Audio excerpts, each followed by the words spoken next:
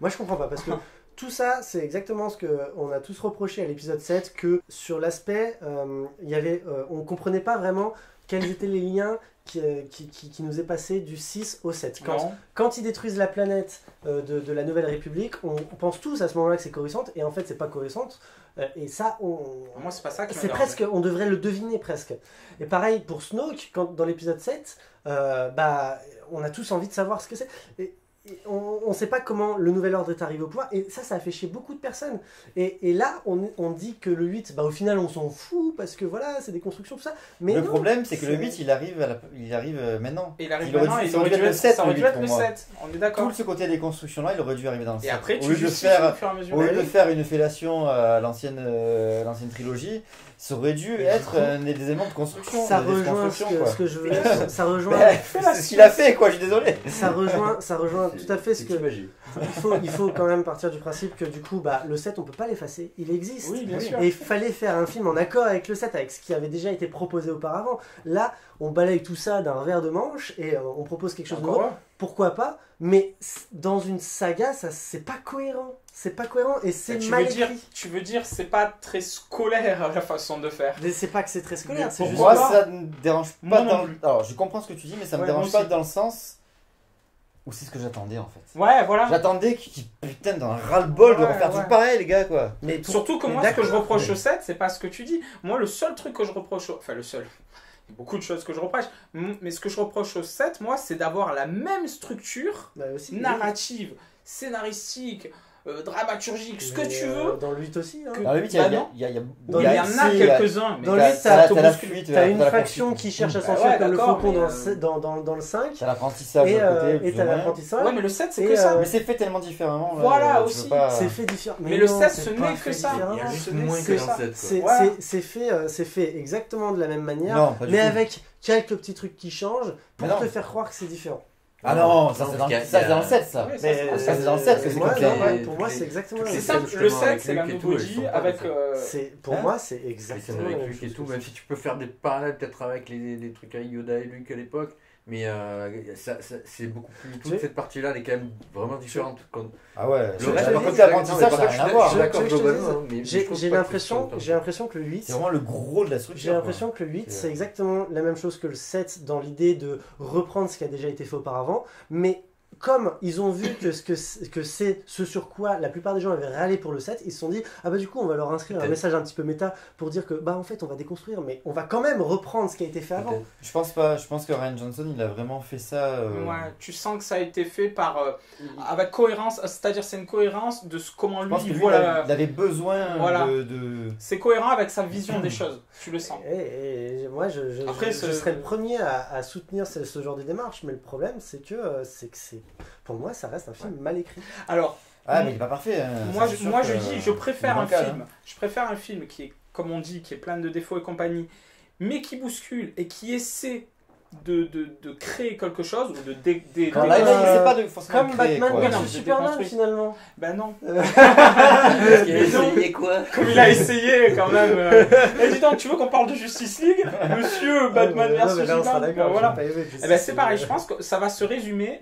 Là, notre débat va se résumer sur le 9. Selon ce que le 9, fera, on verra si c'est toi qui as raison ou si c'est... Moi, je te parie tout ce que tu veux qu'il y aura encore moins de cohérence parce que J.J. Abrams va reprendre le truc. Donnons rendez-vous. Il va tout il va encore faire son virage à 180 degrés. Et oui, mais est-ce qu'il gardera une cohérence quand même? Je sais pas. Ça, on se donne rendez-vous. On verra. Je pense que tous les personnages de Star Wars, dans le 9, ils vont arriver sur l'île de Luke et qu'en fait, il y aura des ours blancs. Une tempête, un nuage noir. Pendant un moment voyage dans le temps. Ouais, pendant un moment donné, je me suis dit les premiers degrés, je l'écoute, ça a l'air vachement intéressant. À mon avis, dans le prochain épisode, il y aura des espèces de nounours en peluche. C'est pas sûr. C'est pas sûr. C'est peut-être un peu trop flag. Ouais, c'est pas sûr. Alors des motos volantes. Bon, en tout cas, moi, ce que je retiens de ce Star Wars, c'est que ça faisait effectivement 25 ans, je sais plus combien, un peu au niveau de la prélogie. Le dernier film. Moi, je compte à partir du 6. 30 ans. Moi, j'avais pas revécu, si tu veux, du space fantasy. Voilà. Tout ce qu'il y a eu après le 6, c'était des codes, des gimmicks, des codes. C'était attendu quoi. En fait. Ouais, c'était attendu, on savait ce qui allait se passer. Pas de surprise. Ça parlait de quelque chose qui était déjà arrivé, c'était de la préquelle, bon bref. Rogue One, je sais pas trop si j'ai envie d'en discuter. Parce que vraiment. Pour moi, c'est purge. Ouais, moi, Rogue One, j'ai l'impression d'avoir vu un film de science-fiction, un mauvais film de science-fiction, de série et donc, B. moi, ce qui est terrible avec Rogue One. Avec tous les clichés, personnages qui meurent bras en croix et tout. Ouais, sur le champ de bataille, avec l'autre qui prendrait les bras. Jim Erso, le méchant qui parle pendant 2 heures à Jim Erso en la tenant en joue. Oui, tu sais pourquoi j'ai fait ça. Ouais, bon, voilà. Juste Rogue One, moi, le truc qui me rend fou, c'est que le film, j'en entendais moins que le 7.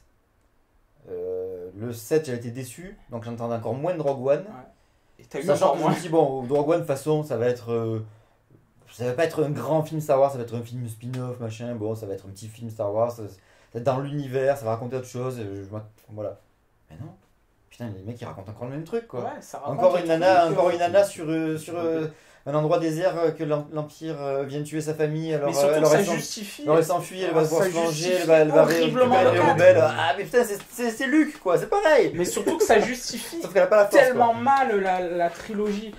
Il y a un mec, il a construit exprès dans l'Étoile Noire un défaut. Enfin, je veux dire. Il fallait pas qu'on sache un truc comme ça, tu vois, c'était horrible, c'est horrible de nous dire, les gars, en fait, l'Étoile Noire, elle a été mal construite exprès. Ouais, fallait pas. Oui, ça dédramatise, ça mythique de l'Étoile Noire, du coup, le côté héroïque des mecs qui l'ont détruit. Oui, voilà, c'est-à-dire surtout que c'est donné raison à des tonnes de fans qui ont pensé ça justement, ils se sont dit l'Étoile Noire elle a un défaut, c'est comme si c'était fait exprès, comme par hasard. Ouais, comme par hasard, c'était exactement la taille du Falcon Millennium. Bon, enfin bref. De toute façon, mais après c'est les clichés, moi surtout. Rogue One, moi je croyais que c'était une comédie à la fin. Oui, parce que c'est tellement de clichés, il y a tellement de clichés hollywoodiens, des poncifs. Le méchant qui va parler pendant 2 heures en tenant en joue. Mais ça on le voit dans les films comiques. Ouais. Ça, et le tu mec sais pourquoi j'ai fait ça, et puis il se fait tirer dans le dos. Last Action Hero. Ouais, voilà. Et le mec, le héros qui est mort, qui en fait n'est pas mort, qui ma revient. nébuleuse, ma constellation aussi, qui est le mot de passe, il est tellement répété dans le film. Bon, bref. En gros, moi, j'avais peur que Star Wars 8, on reste dans tous ces trucs hollywoodiens, parce que finalement, Star Wars est tellement devenu une licence qui est devenue forte et grosse qu'elle ne peut marcher que par des codes et des clichés. C'est ça une licence, une fois qu'il y a beaucoup d'argent derrière, c'est des codes et des clichés qui plaisent aux fans.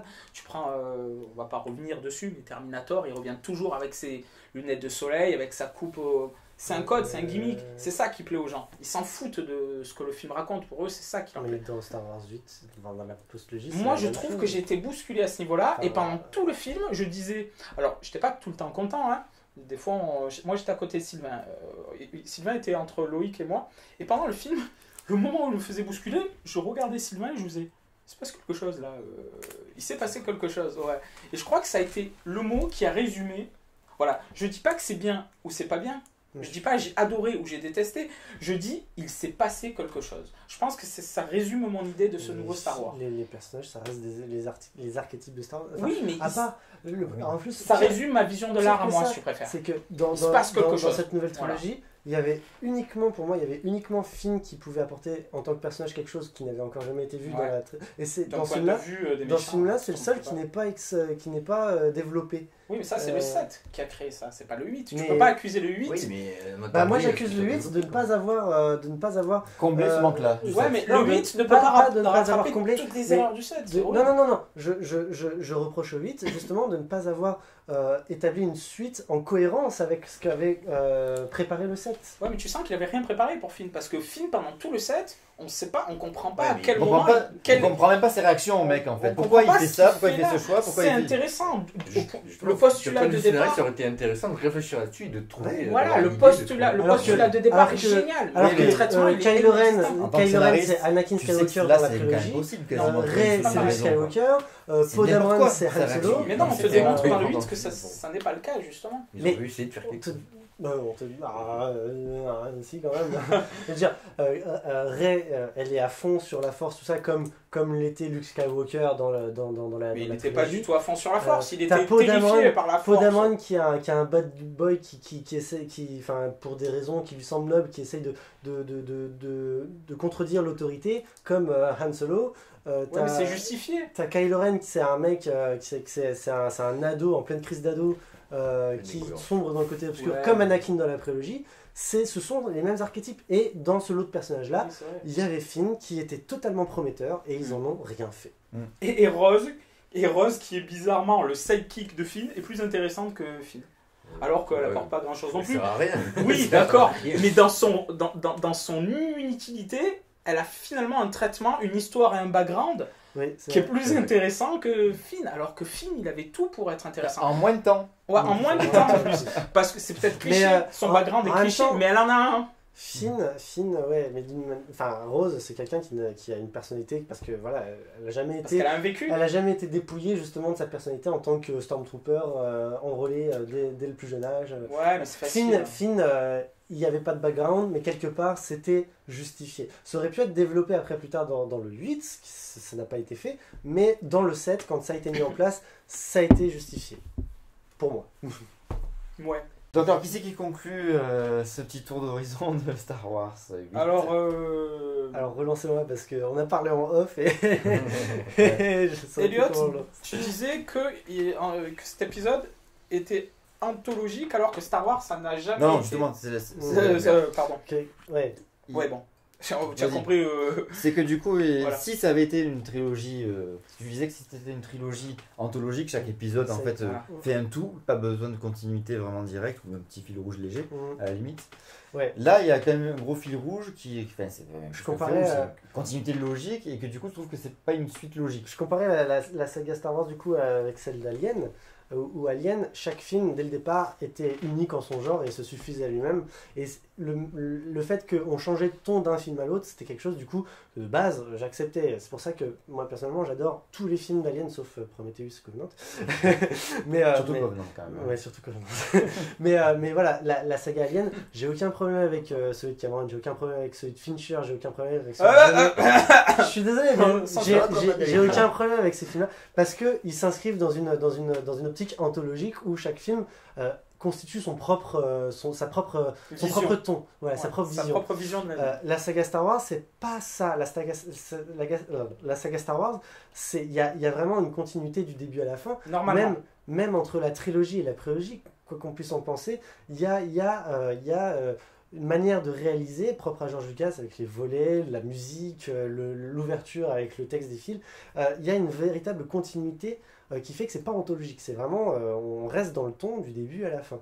Et le fait que l'épisode 8 casse cette continuité, cette sorte de consistance, cohérence au sein de la saga, c'est... De la saga ou de la trilogie ? À la fois de la trilogie et aussi dans la saga. Je trouve personnellement, enfin, on peut pas être d'accord. Je suis moins convaincu. Mais voilà. Et ce fait-là, que ça casse cette consistance du récit, c'est ce qui me fait... dérange, dis-le. Oui, c'est ce qui me dérange. Et autant... Ça te dérange. Autant pour un film comme Rogue One, j'en aurais rien à foutre, parce que Rogue One, ça part... C'est un spin-off. Ouais. C'est un spin-off et ça part de l'esprit de l'univers étendu, où on pouvait vraiment faire ce qu'on voulait, où là tout était autologique, où il n'y avait vraiment aucun code prédéfini. Donc Rogue One, il aurait pu être un film comique au possible, j'en aurais rien eu à faire, au contraire. Mais pour un film qui s'inscrit dans la saga Star Wars, épisode 1, 2, 3, 4, 5, 6, 7, 8, j'ai du mal avec ce changement de ton, ce changement de vision. Oui, voilà, je comprends. Et étrangement, je pense que moi, c'est ce que j'attendais. Oui, moi aussi. Et pas forcément ce que j'attendais, parce que justement, je ne l'attendais pas, j'ai été bousculé grâce à ça. Et je me suis dit, après tout, ces codes-là que... Tu as raison, moi je suis d'accord avec toi sur le fait qu'on nous a appris que Star Wars c'était une continuité de ton, d'univers, etc. Et là d'un coup il le brise, toi ça te dérange, moi ça m'a bousculé, mais toi ça t'a vraiment dérangé dans le mauvais sens, tandis que moi ça m'a bousculé dans le bon sens. Je me suis dit, pourquoi pas, après tout ça fait 25 ans que je m'emmerde moi avec Star Wars. Ouais. Tu vois? Donc du coup ça m'a fait du bien. Ça m'a... Enfin... Et en plus, il y a le message méta, il y a tous les messages méta, la thématique de la déconstruction du mythe pour le reconstruire à côté. Donc moi, je suis dans l'acceptation de ça. Je me dis, Après tout, c'est pas ma religion. Star Wars, j'aime. Enfin, je pense comme nous tous ici, sinon on n'en parlerait pas, tu vois. Mais je suis pas dans le fan service, moi. Je fais pas partie de ce qu'on appelle les fans. Hardcore. Les fans qui aiment le fan service et tous ces trucs, quoi, le vrai fan. Moi, je suis plutôt le spectateur, le cinéphile.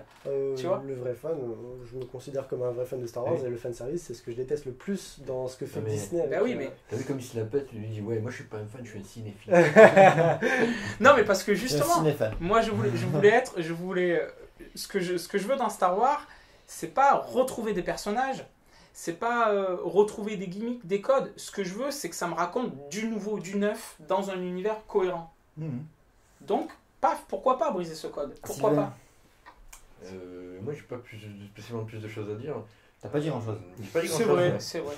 Il y a des choses qui ont été dites, et souvent de façon très expressive, et je ne peux pas couper, mais de toute façon, des choses qui ont été dites que j'étais d'accord avec. Moi, je suis plutôt d'accord avec Elliot, du coup, globalement. Je suis déçu. Même si voilà, il y a les choses sur lesquelles mon frère et Linsky sont à fond, c'est quelque chose en gros que j'ai apprécié dans le film. En général, d'ailleurs, je conseille aux gens d'aller quelque voir. chose, c'est quand même le 3/4 du film, quoi. Oui, non, c'est pas tout, c'est pas chaque scène du truc, c'est l'idée et un certain nombre d'endroits dans ces scènes-là où je trouve qu'il y a des bons dialogues ou des bons trucs. C'est rare qu'ils soient dans le moyen, Sylvain. Et justement, c'est très rare. Et justement, je conseille même aux gens d'aller voir ce film, en général. Il y a des potes qui m'ont demandé, alors il est bien, pas bien. J'ai dit, mais va le voir. Ouais, c'est étrange. Moi, ça me fait bizarre. De voir Sylvain faire ça. Parce que justement, même ce côté un petit peu, entre guillemets, second degré, c'est-à-dire seconde vision, même si c'est assez évident, mais je trouve que dans les blockbusters, après, c'est vrai que je ne regarde pas des milliards en plus de blockbusters, mais dans les blockbusters, je vais pas le dire, dans les blockbusters, je trouve que ça n'existe plus. On a une narration premier degré, le mec il mange parce qu'il mange, il tire parce qu'il tire, machin. Et dès que tu as une image, on parlait tout à l'heure du coup du sabre, quand t'as une image qui a un second sens derrière, t'as plus de symbolique. Ça je me suis dit, waouh, merde, on a brisé quelque chose. Hollywood qui refait ça, quoi. Voilà. Et ça m'a fait plaisir. Ce qui veut pas dire après que j'ai trouvé parfait tout le temps, voilà. Et comme je disais tout à l'heure, j'ai trouvé qu'ils avaient. C'est pareil. Moi, j'ai pas adoré non plus. C'est ce que j'ai été bousculé, mais voilà. Plutôt dans le bon sens, dans le plus. C'est pour ça que je suis plutôt dans le sens. Enfin, globalement, je suis plutôt d'accord avec Elliot. Mais je suis d'accord avec ce côté-là, ça m'a parlé sur certains trucs, quoi. Il y a quand même des trucs, je me suis dit, ouais, merde, ils ont pris des risques, ils ont fait des trucs. Voilà. Donc j'ai apprécié ce côté-là, même si au final je trouve pas que ce soit réussi. C'est-à-dire que quand on te conseille, moi quand on me demande mon avis sur le film, je dis bien, c'est une des rares fois où je te dis pas que j'ai aimé et je te dis pas que j'ai pas aimé, je te dis vas-y, va le voir comme dit Sylvain, parce qu'il se passe quelque chose pour moi. Tu peux ne pas apprécier ce qui se passe, tu peux l'apprécier, mais l'important c'est qu'il se passe quelque chose, quoi. C'est ça qui est important, comparé à tous les blockbusters qu'on a depuis des décennies. Vous exagérez, parce qu'il y a Mad Max Fury Road. Oui, voilà. Non, mais c'est pas un blockbuster, Mad Max Fury Road. C'est un chef-d'œuvre. Non, ça n'a pas les codes du blockbuster du tout. En fait, c'est pas un blockbuster. Ça n'a aucun code de blockbuster. En plus, il a fait un petit flop aussi. Mais bien sûr, carrément. Ah, c'est vrai, il a fait un flop. Enfin, flop, il avait bien marché. Mais je me souviens. En France, la narration par l'action, t'as déjà vu ça, toi, au cinéma, depuis 40 ans? Mad Max Fury Road, je me souviens, quand il est sorti, il a eu du mal à rentrer dans ses frais. Et tu sais pourquoi d'ailleurs? Parce qu'il n'y avait pas le personnage, il n'y avait pas Mel Gibson, il n'y avait pas les codes. Donc forcément. L'icône, quoi. L'icône et les codes.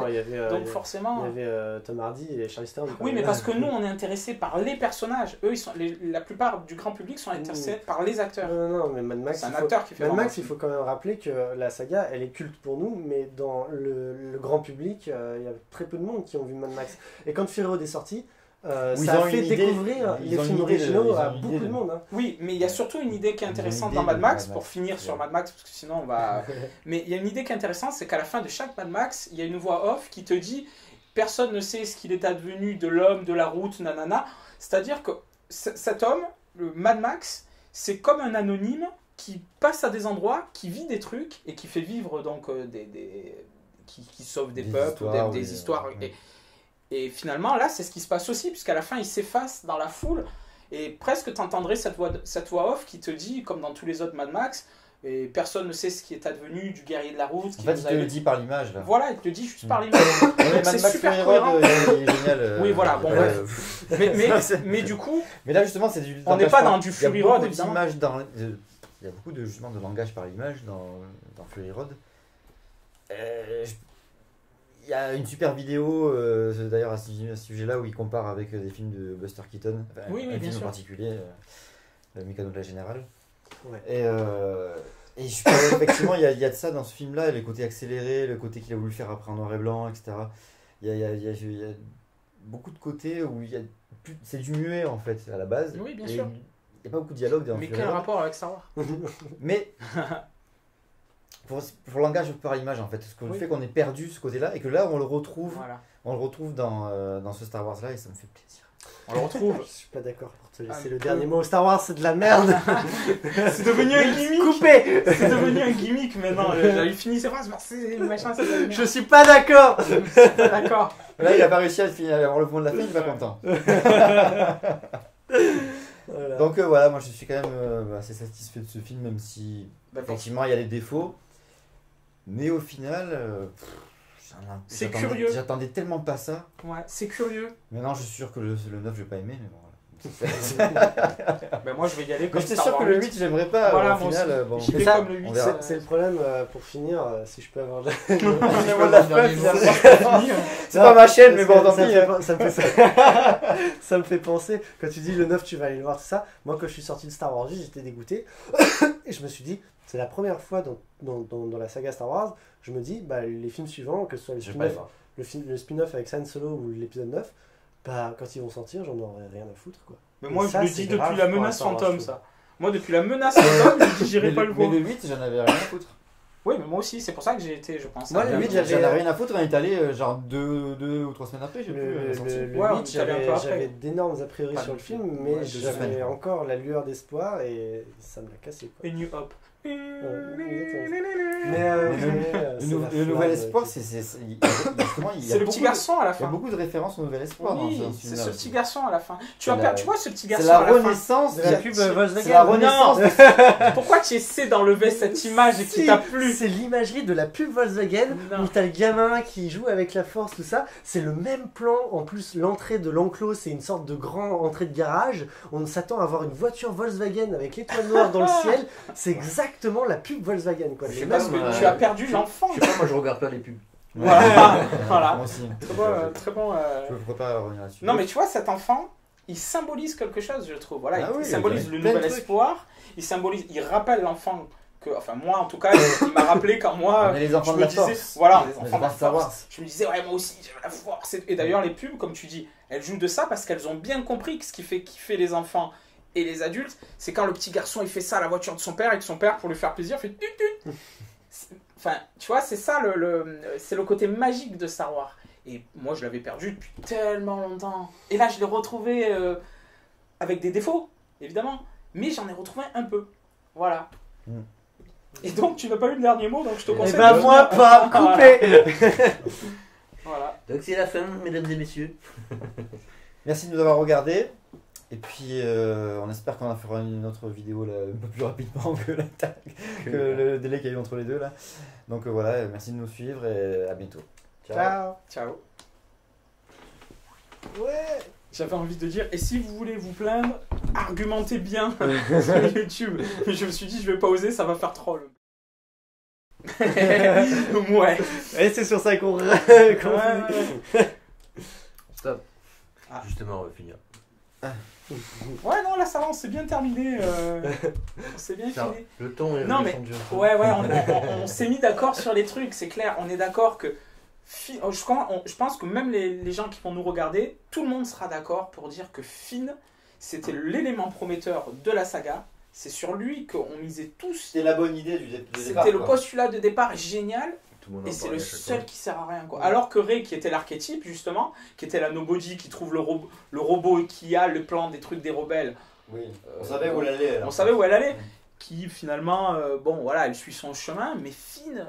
Ouais, mais terrifiant ce qui arrive. Elle suit son chemin, mais je trouve qu'elle se pose les bonnes questions en fait. Bah, c'est surtout qu'elle est dans un milieu que Luke n'a jamais été. C'est-à-dire Luke, lui, il est terrifié par la force parce que... Luke c'était le héros stéréotype. C'est le bon élève, quoi. Ouais. C'est le héros stéréotype, c'est-à-dire c'est le bon élève, c'est le mec qui veut bien faire tout le temps. Voilà, tout le temps. Alors qu'elle se pose la question de sa place. Ouais, et à un moment donné, tu sais pas si elle veut pas passer du côté obscur. Hein. Exactement, c'est ça. Et parce que d'ailleurs, le plonge... D'ailleurs, Luke en a peur, ouais. En fait, ce qui va faire la différence... Et Kylo Ren, et à contrario... La différence, c'est leur choix, en fait. C'est comme souvent, comme on dit, c'est pas le fond qui a c'est pas les... Comment dire? C'est pas ce que tu dis qui est important, c'est ce que tu fais. Ce que tu vas faire. Mais Kylo Ren aussi, pareil. C'est-à-dire, il y a un côté un peu paradoxal dans l'écriture des deux personnages qui est intéressant. C'est que moi, Kylo Ren, pendant tout le long du 8, je me suis dit, putain, il va passer du côté clair. Et ça m'est arrivé souvent dans le 8. Quand il tue pas sa mère, et que c'est les autres vaisseaux du Nouvel Ordre qui tuent à sa place sa mère, je me suis dit, c'est un élément important. Après, quand il rencontrerait et que tu as l'impression qu'il crée une liaison avec elle, et qu'elle lui dit je sens qu'il y a du bon en toi, et lui dit et je sens que toi, tu vas faire quelque chose de mauvais, compagnie, tu sens que... Mais finalement, encore une fois, ils en font rien du fait qu'il tue pas sa mère. Ça aurait pu être important, comme tu dis, mais quand il tue mais ça te laisse le doute. Et qu'il plonge encore plus dans le côté obscur, finalement... mais ça te laisse le doute avec Rey, parce que Rey, c'est l'élément qui peut le faire. C'est artificiel, du coup. C'est une pirouette scénaristique pour te laisser le doute en tant que spectateur, mais dans le récit, ça sert à rien. Non, mais c'est pas grave, ça. C'est pas grave, ça te laisse quand même ce doute. C'est comme si tu disais tous les rebondissements de l'os, ils servent à rien dans le récit. C'est vrai. Dans l'ensemble, ils servent à rien. Mais oui, mais ça n'a pas de sens. Ça n'a pas de sens. L'intérêt, c'est justement de faire avancer, de rajouter. Émotionnellement, c'est ce qui donne la profondeur au personnage aussi. Ouais, bien sûr.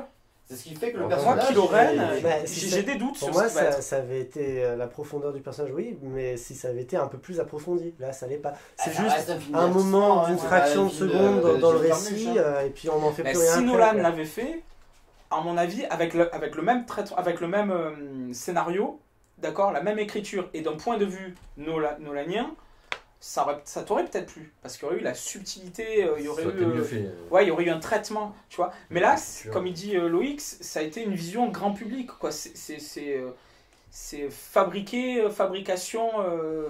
Ça n'excuse pas le fait qu'au final... Oui, bien sûr, ça n'excuse pas.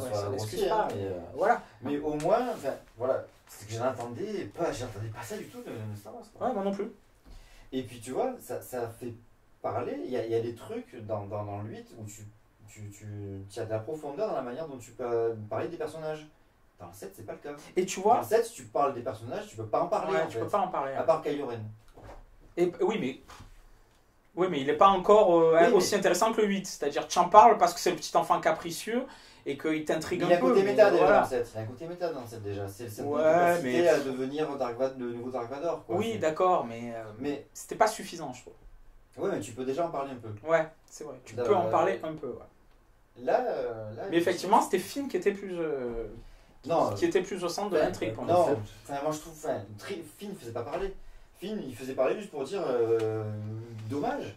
Mais tu pouvais pas t'interroger sur... Enfin, tu pouvais pas... Mais le débat là qu'on a sur Star Wars 8, tu vois, par exemple, je trouve qu'il est plus pertinent dans l'idée, et moi je voudrais conclure sur ça, que par exemple le débat qu'on a eu sur Batman versus Superman. Parce qu'on sent qu'on en discute pour de bonnes raisons de ce Star Wars. Tu vois? Oui, parce que justement, toi, il t'a dérangé. Et c'est le premier Star Wars qui te dérange depuis... Non, le 7 et le Rogue One aussi, ils m'ont dérangé. Ah, ils t'ont dérangé? Ouais, mais j'ai pas eu l'impression qu'ils t'ont autant dérangé. Le Rogue One, non, pour tout te dire... J'ai pas vu son live sur Rogue One. Si. Le 7... Si, je me souviens, mais je non, c'est pas qu'il t'a dérangé, c'est que tu l'as trouvé mauvais. Oui, voilà. Lui, il t'a dérangé. Non, t'as bousculé. Rogue One, il m'a dérangé parce que pour une fois, il promettait quelque chose en dehors de la saga, un petit peu dans l'esprit de l'univers étendu, du fait qu'on pouvait vraiment faire ce qu'on voulait. Ça n'a pas été le cas. Oui, voilà, et là, ça m'a vraiment dérangé, ça.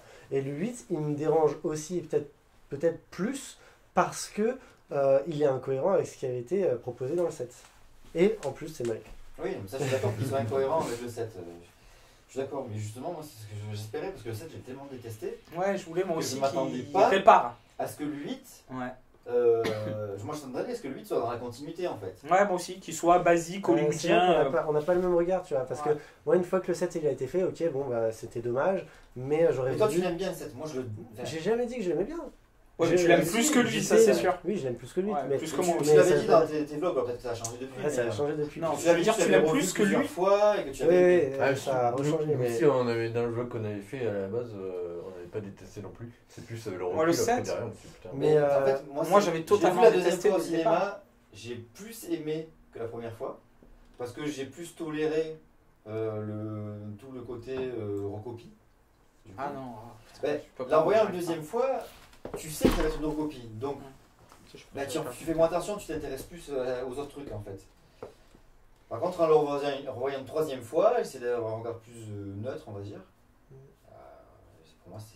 Ouais, il y a tellement du rien. Voilà, c'est ça. C'est que moi, c'est pas que je le déteste, c'est qu'il n'y a rien. En fait, il y a juste du formalisme en fait. Le problème que j'ai avec.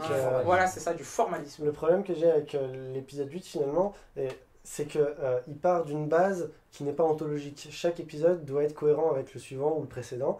Et le 8, c'est pas le cas, tu vois. Mais dans une autre saga, comme. Mais il aurait été pire. Dans une autre saga, comme. Il garde la continuité, c'est juste qu'il a une autre démarche. Ouais, il garde la continuité scénaristique. Il a une autre note d'attention. Tu vois, dans une autre saga comme Harry Potter ou Alien, où chaque épisode était vraiment anthologique, à part peut-être un peu moins pour Harry Potter, mais pour Alien, chaque épisode était anthologique, tu vois. Là, dans un contexte comme celui-ci, si Star Wars, la saga Star Wars, ça avait été anthologique à cette manière-là, j'aurais été totalement, je suis sûr, j'aurais adoré l'épisode 8. Le problème, c'est que c'est pas le cas et il faut qu'il y ait une continuité à la fois dans le ton, dans la manière dont c'est raconté. Garde-le pour la conclusion. Ouais, ça c'est ce que j'allais dire. Garde-le pour ta conclusion parce que je trouve que c'est intéressant. Parce que même moi, je trouve que t'as raison sur le fond. Après, moi, ça me dérange pas qu'il brise ce code. Qu'il brise ce code. Ça me dérange pas. Mais c'est vrai que sur le fond, t'as raison. Star Wars, c'est ça normalement. Non, c'est parce que j'ai pris une là, sur ce cas, moi, je suis d'accord avec toi. Mais. T'as dit un